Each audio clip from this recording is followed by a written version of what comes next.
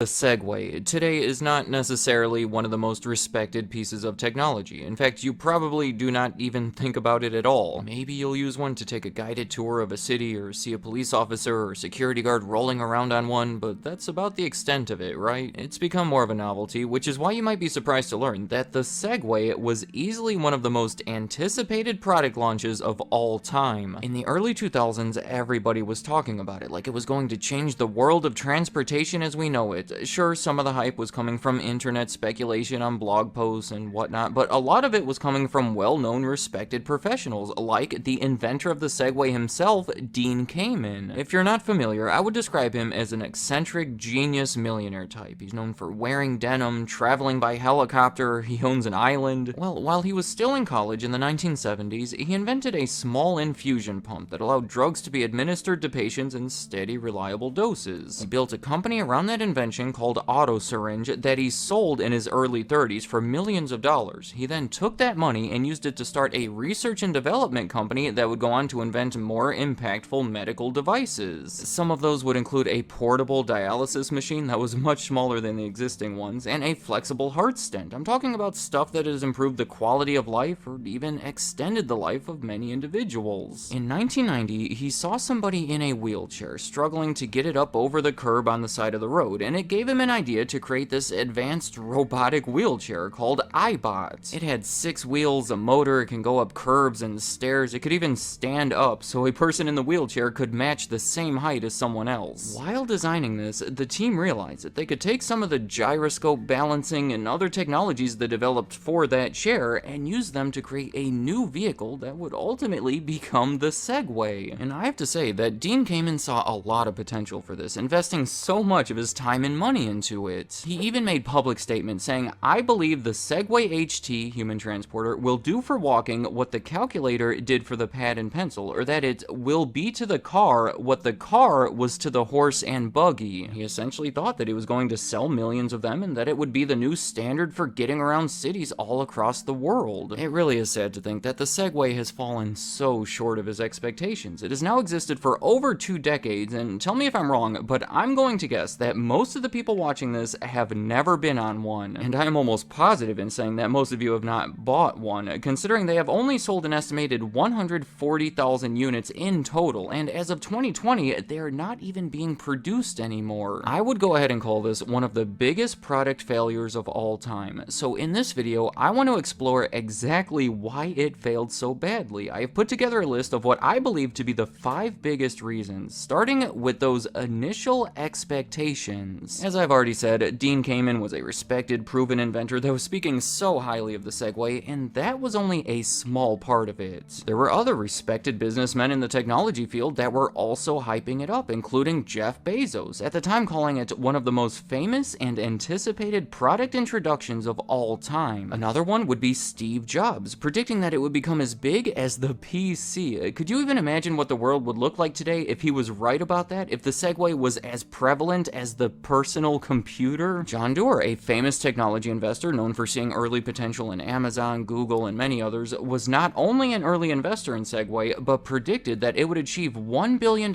in sales faster than any other product in history. There was even an episode of South Park from 2001 partially inspired not by the Segway itself, but by the hype surrounding the announcement of the Segway. The public was hearing a lot of these statements even before they knew exactly what it was, just little tidbits here and there, because the project was so secretive. People were out there speculating that it could be a teleportation device or some other wild science fiction, fantasy, whatever, so by the time it was finally announced on Good Morning America in December of 2001, there was no way that it could live up to expectations. I mean, sure, it was a cool invention made possible by the years-long development of advanced technology, but it didn't seem all that impressive because it could not meet those unrealistic expectations that people had in their heads. My next reason behind the failure of the Segway is the marketing that was behind it. See, the strength of Dean Kamen is inventing, and that goes for the rest of his team as well. For well over a decade before the Segway, his company had been researching and developing all these medical devices, and then relying on a different company to actually produce and sell them. For example, that iBot wheelchair was invented by Kamen's company, but sold by Johnson & Johnson. But for the Segway, unlike any of those other inventions, he created a separate company company for it that would also handle the manufacturing and sales. I think further showing how much he believed in the product, but he didn't even hire an outside sales team, and I strongly have to question if that was the best decision. Look, I don't want to keep bringing it back to Steve Jobs, I know he can be polarizing, but he was one of the few people invited to see the Segway before it was revealed, and I hope you'll agree, he is somebody who knows a lot about marketing technology products. His advice to them was to launch it with one model to keep things simple and straightforward for the customer. That was actually a big part of his transformation plan over at Apple in the 1990s, but Segway instead chose to launch it with two available models. Jobs remarked how the appearance of the Segway was very traditional and not reflective of the innovative technology inside of it, but they decided to keep the traditional design through the reveal and really never changed it all that much over the years. Jobs also advised them to have a giant launch to make a big deal out of it, but Segway instead chose to do it very slow and methodically. Following that reveal on Good Morning America, it was only available to large companies. Early on, police departments and the post office and Disneyland were all allowed to test them out in hopes that they would place giant orders of multiple Segways, which clearly did not happen to the degree that they wanted it to. Meanwhile, an average public consumer was not able to buy a Segway until almost a full year after that announcement, and at that point, a lot of the hype around it had cooled off. Another reason behind the failure is that in, I would say most situations, the Segway is simply impractical. It's not even legal in many places to ride it on the sidewalk. That has been a huge hurdle that they've had trouble getting over. Segway was spending a lot of money lobbying to get these laws changed in various states and cities, but they've been met with resistance from certain groups claiming that it's a safety concern. Aside from struggling to find a place to ride it, the machine itself was impractical. It was heavy, it could only travel about 12 miles before having to be charged again, it took both hands to ride it, meaning it was hard to do anything else at the same time. You don't have any of those issues just riding a simple bicycle around, and you know what else? A bicycle typically doesn't cost $5,000. Yeah, a Segway was pricey, and I'm not the only one who thinks that. Their former VP of marketing admitted the price was way out of whack, and their former CEO said a lot of people said our products were too expensive, they were too overpriced. Yeah, they were. You know why? I needed the money to run the company. It turns out that the battery that was required, the way it was engineered, and the fact that they manufactured it in New Hampshire instead of somewhere cheaper overseas made it so expensive to make that it was difficult to turn a profit if they sold it for any cheaper. Also, consider that before the launch, Segway had a $650 million valuation, but Dean Kamen was only willing to sell about 15% control of the company when raising capital, so there was always a financial struggle happening behind the scenes. Yet another reason Segway never really took off is because of all of these accidents. Like many forms of transportation, riding a Segway takes a little practice before you can master it. You have to lean in different directions depending on where you want to go. It's a foreign technology, so people can find it to be tricky. But there have been so many high-profile, documented accidents involving Segways that they quickly started to develop a negative, even dangerous reputation. In 2003, only 7 months after its release to the public, by the way, the President of the United States, George W. Bush, was riding a Segway in Maine and famously fell off of it. In 2010, Ellen DeGeneres fell off of one while demonstrating how to ride it on the stage of her talk show. In 2015, a cameraman was riding one and ran into Usain Bolt during a victory lap, not to mention 2 separate recalls where malfunctions in the system were causing people to fall off of it. But the most disastrous accident, in my opinion, happened in 2010. See, by 2009, Dean Kamen was looking to sell the company. I think it was clear that Segways weren't going to become the next big thing, and he wanted to put his attention elsewhere. They had recently worked with General Motors to develop some unique-looking concept cars, so it was looking like maybe they would buy the Segway company, but then GM filed for bankruptcy, so none of that happened. Ultimately, it was bought by a British millionaire named James Heselden. 20 years earlier, he had started a company that makes barriers, primarily used to protect military bases. It was speculated that maybe he wanted to use his connections to adapt the Segway technology for military uses. Well, here's where it gets crazy. Since Segways were illegal to ride on the sidewalks in the UK, Heselden would ride his around his own property. One day he lost control of it and rode it right off a cliff and died. Yeah, it sounds like it would be a joke, but unfortunately that was a real-life tragic event. When the owner of Segway dies while riding a Segway, that'll make you stop and think that maybe a Segway isn't the safest way to get around. My final reason behind the failure is that Segways pretty much just became a joke. What's the first thing that comes to your mind whenever you think of a Segway? It's probably not the best image. For me, my mind mind instantly goes to Paul Blart Mall Cop, probably not the image that Dean Kamen was hoping for when he and his team spent a decade developing the technology for it. He always insisted that people don't call it a scooter, but then... It's an idiot on a scooter at night?